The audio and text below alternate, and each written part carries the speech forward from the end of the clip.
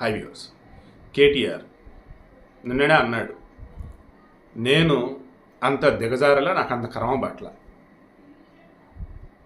Heroine phone tap చేయటం ఏంటి?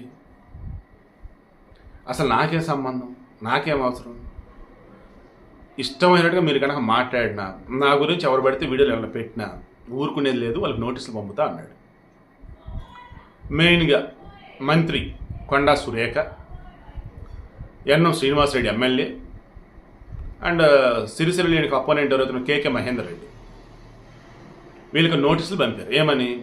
నా మీద మీరు ఏవైతే ఆరోపణలు చేశారో, ఏవైతే ఫోన్ ట్యాపింగ్లో హీరోయిన్ ఫోన్ ట్యాప్ చేస్తానంటూ నా గురించి మాట్లాడి ఉన్నారో, వాటికి మీరు క్షమాపణలు బహిరంగంగా చెప్తే ఓకే, లేకపోతే పరువు నష్టం దావా వేయాల్సి ఉంటుంది, ఛాయిస్ మీదే అని వాళ్ళకి నోటీసులు పంపారు.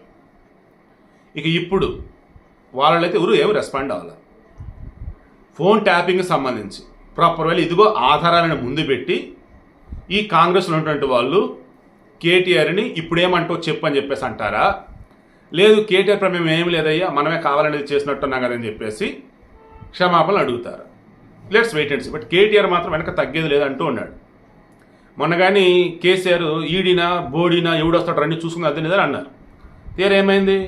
వచ్చారు, కవితను అరెస్ట్ చేసి తీసుకెళ్ళారు, ఇప్పుడు జైల్లో ఉన్నాను.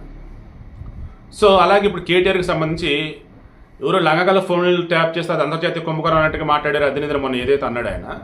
ఇప్పుడు ఏమన్నారు? నాకే సంబంధం, హీరోయిన్ ఫోన్ ట్యాపింగ్కి సంబంధించి నాకేమో అంత కర్మ పెట్టింది అని చెప్పేసి అంటున్నాడు. కాబట్టి అండ్ ఎవరైతే నా మీద వ్యాఖ్యలు చేసే వాళ్ళు మీకు మీద పరువు నష్టం దావా వేస్తాను, మీలో మీరు క్షమాపణ చెప్పడం అంటున్నాడు. కాబట్టి ఇదిగో ఆధారాలు అని చెప్పేసి వీళ్ళు బయట పెడతారా?